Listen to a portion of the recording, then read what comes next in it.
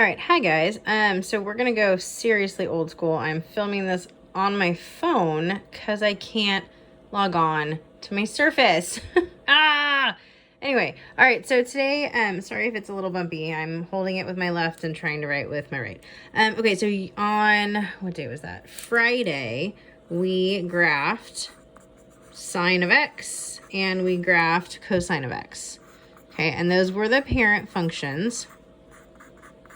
For that x, you can have parentheses, you don't have to.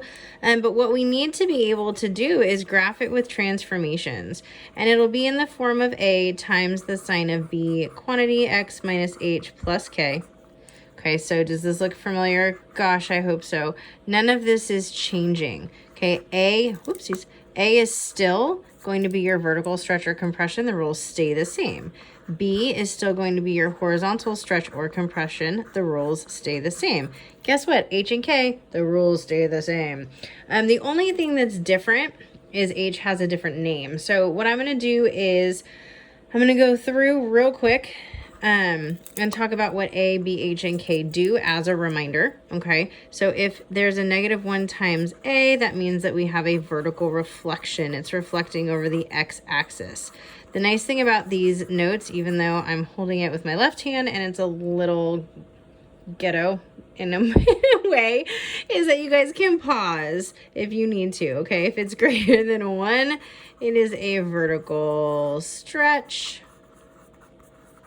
And if A is between 0 and 1, it is a vertical compression. Now, these are going to affect, really the stretch and compression vertically is going to affect your amplitude. Because remember, we saw amplitude on Friday, and that is either half the distance from the max to the minimum or the distance from the midline to the max or the min. Okay, so if I'm stretching or compressing vertically, then I'm affecting my amplitude. B is still the same. So if I have a -1 being multiplied to my B value, it's a horizontal reflection. Okay, if B is greater than 1, it is a horizontal compression because remember we have to take the reciprocal. Yep. Hopefully you finished my sentence on that one. And then if B is between 0 and 1, it becomes a horizontal stretch. Why? Because we're taking the reciprocal value in the transformation chart. Okay, none of this has changed. Amplitude is new, but again, the transformations are still the same. H is a horizontal translation. Okay, we still take the opposite sign. And you'll see, I'll do an example or two with you guys in a minute.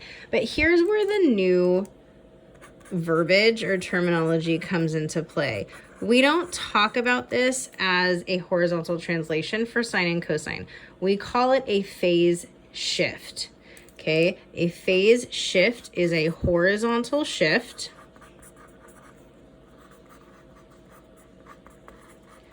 of how is the best way to describe this? Let's see. It's a horizontal shift of, we'll say, a cyclical curve. Okay. Cyclical curve. And basically what that means is if I'm going in circles, right? So we know it goes up and down and up and down. Those are phases. It's used a lot in music. Okay, with the sound waves.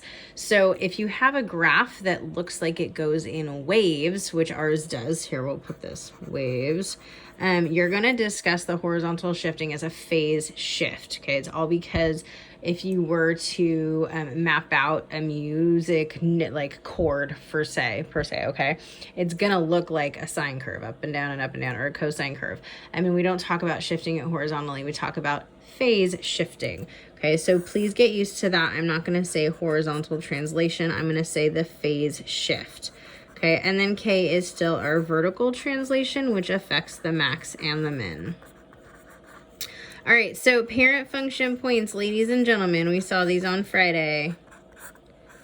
For sine, you could do pi over 6, pi over 4, and pi over 3, but realistically, we just need 0. Okay, and the sine of 0 is, yes, 0. And then pi over 2, pi, 3 pi over 2, and 2 pi. Okay, so at pi over 2, it is 1, 0, negative 1, and 0. The parent function points for cosine are very similar. I hope you can see this. Sorry, I'm trying to write and hold it, and it's a hoot, having a good time. I'm sure it's just as fun for you guys to watch. Okay, so the cosine of 0 is 1, and then 0, negative 1, 0, and 1. You guys do need to graph at least one period. Remember, period we talked about is how long it takes for the cycle to occur. The period is 2 pi for sine and cosine. The amplitude is 1, which is nice that we have those relationships. Okay, so looking back at our transformations, we know that A is going to affect the amplitude, so much so that it's just the absolute value of A. Okay, horizontally, if I'm stretching or compressing, that's going to affect my period. It's how long it takes for it to occur. Okay, and how it's going to affect it is it's going to be the period divided by B. So for this particular example, it's going to be 2 pi over B. Okay, that's how we're going to figure out what the period is. For sine and cosine, it's going to be 2 pi over B. Okay, so that's the intro into graphing sine and cosine with the transformations.